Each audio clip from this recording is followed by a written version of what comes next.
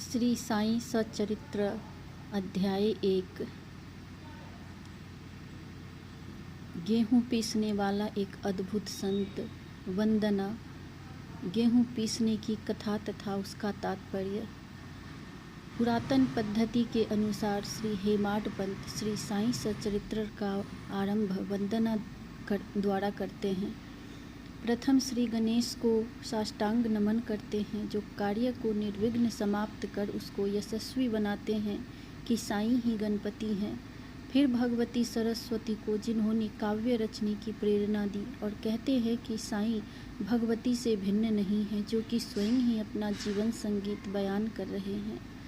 फिर ब्रह्मा, विष्णु और महेश को, जो क्रमशः उत्पत्ति, स्थिति और संहार करता है, और कहते हैं कि श्री साईं और वे अभिन्न हैं, वे स्वयं ही गुरु बनकर भवसागर से पार उतार देंगे। फिर अपने कुल देवता श्री नारायण आदिनाथ की वंदना करते हैं, जो कि कोंकण में प्रकट हुए। कोंकण वह भूमि है जिसे श्री परशुराम जी ने समुद्र से निकालकर स्थापित किया था। तत्पश्चात वे अपने कुल के आदि पुरुषों को नमन करते हैं। फिर श्री भारद्वाज मुनि को, जिनके गोत्र में उनका जन्म हुआ। पश्चात उन ऋषियों को, जैसे याज्ञवल्क्य, भृगु, पाराशर, नारद, वेदव्यास, सनक सनंदन, सनत कुमार, शुक, शौनक, विश्वामित्र, वशिष्ठ, वाल्मीकि, वामदेव, जैमिनी, वैशंपायन, नवयोगिंद इत्यादि तथा आधुनिक संत जैसे निवृत्ति, ज्ञानदेव, सोपान इत्यादि, मुक्ताबाई, जनार्दन, एकनाथ, नामदेव, तुकाराम, कान्हा, नरहरि आदि को नमन करते हैं। फिर अपने पितामह सदाशिव, पिता रघुनाथ और माता को, जो उनके बचपन में ही गत हो गई थी। फिर अपनी चाची को, जिन्होंने उनका भरण पोषण किया, और अपने प्रिय ज्येष्ठ भ्राता को नमन करते हैं। फिर पाठकों को नमन करते हैं, जिनसे उनकी प्रार्थना है कि वे एकाग्रचित्त होकर कथामृत का पान करें। अंत में श्री सच्चिदानंद सद्गुरु श्री साईं नाथ महाराज को, जो कि श्री दत्तात्रेय के अवतार और उनके आश्रयदाता हैं, और जो ब्रह्म सत्यं जगन मिथ्या का बोध कराकर समस्त प्राणियों में एक ही ब्रह्म की व्यापित की अनुभूति कराते हैं। श्री पाराशर, व्यास और सांडिल्य आदि के समान भक्ति के प्रकारों का संक्षेप में वर्णन कर अब ग्रंथकार महोदय निम्नलिखित कथा प्रारंभ करते हैं। गेहूँ पीसने की कथा। सन 1910 में मैं एक दिन प्रातःकाल श्री साईं बाबा के दर्शनार्थ मस्जिद में गया। वहाँ का विचित्र दृश्य देख मेरे आश्चर्य का ठिकाना न रहा कि साईं बाबा मुँह हाथ धोने के पश्चात चक्की पीसने की तैयारी करने लगे। उन्होंने फर्श पर एक टाट का टुकड़ा बिछा उस पर हाथ से पीसने वाली चक्की में गेहूं डालकर उन्हें पीसना आरंभ कर दिया। मैं सोचने लगा कि बाबा को चक्की पीसने से क्या लाभ है। उनके पास तो कोई है भी नहीं और अपना निर्वाह भी भिक्षावृत्ति द्वारा ही करते हैं। इस घटना के समय वहां उपस्थित अन्य व्यक्तियों की भी ऐसी ही धारणा थी, परंतु उनसे पूछने का साहस किसे था।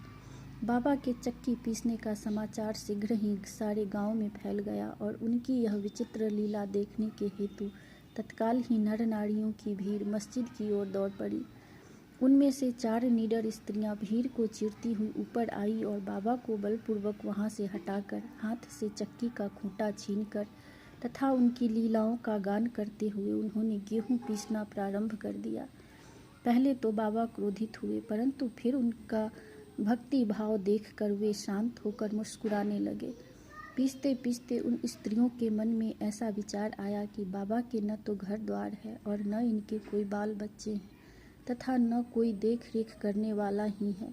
वे स्वयं भिक्षावृत्ति द्वारा ही निर्वाह करते हैं, अतः उन्हें भोजनादि के लिए आटे की आवश्यकता ही क्या है। बाबा तो परम दयालु हैं, हो सकता है कि यह आटा वे हम सब लोगों में ही वितरण कर दे। इन्हीं विचारों में मगन रहकर गीत गाते गाते ही उन्होंने सारा आटा पीस डाला। तब उन्होंने चक्की को हटाकर आटे को 4 समान भागों में विभक्त कर लिया और अपना अपना भाग लेकर वहां से जाने को उद्यत हुई।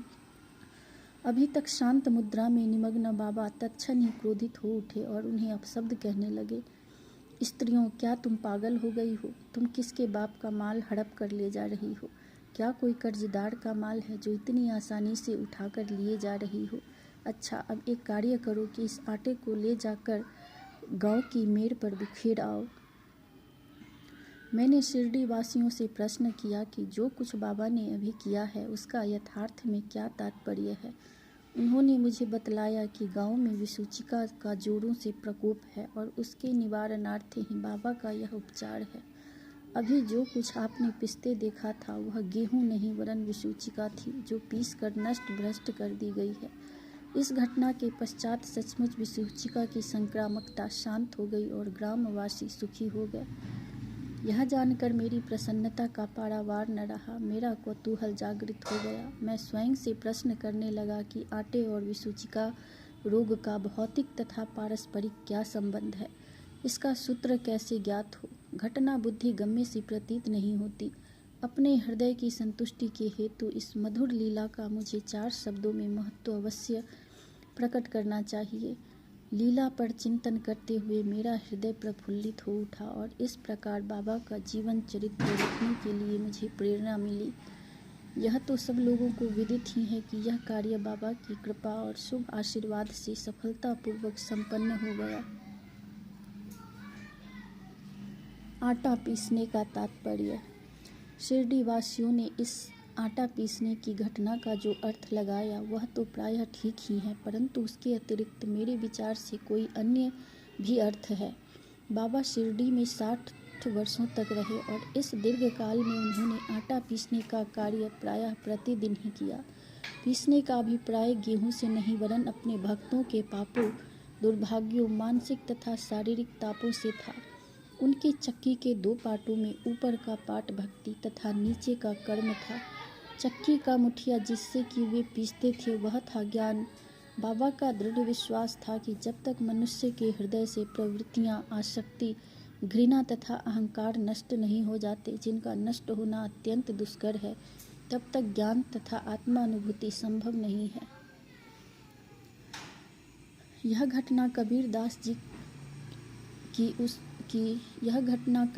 जी की उसके तदनुरूप घटना की स्मृति दिलाती है। कबीरदास जी एक स्त्री को अनाज पीसते देखकर अपने गुरु निपत निरंजन से कहने लगे कि मैं इसलिए रुदन कर रहा हूँ कि जिस प्रकार अनाज चक्की में पीसा जाता है उसी प्रकार मैं भी भवसागर रूपी चक्की में पीसे जाने की यातना का अनुभव कर रहा हूँ। उनके गुरु ने उत्तर दिया कि घबराओ नहीं, चक्की के केंद्र में जो ज्ञान रूपी दंड है उसी को दृढ़ता से पकड़ लो। जिस प्रकार तुम मुझे करते देख रहे हो उससे दूर मत जाओ, बस केंद्र की ओर ही अग्रसर होते जाओ और तब यह निश्चित है कि तुम इस भवसागर रूपी चक्की से अवश्य ही बच जाओगे। श्री सद्गुरु साईनाथार्पणमस्तु। शुभम भवतु।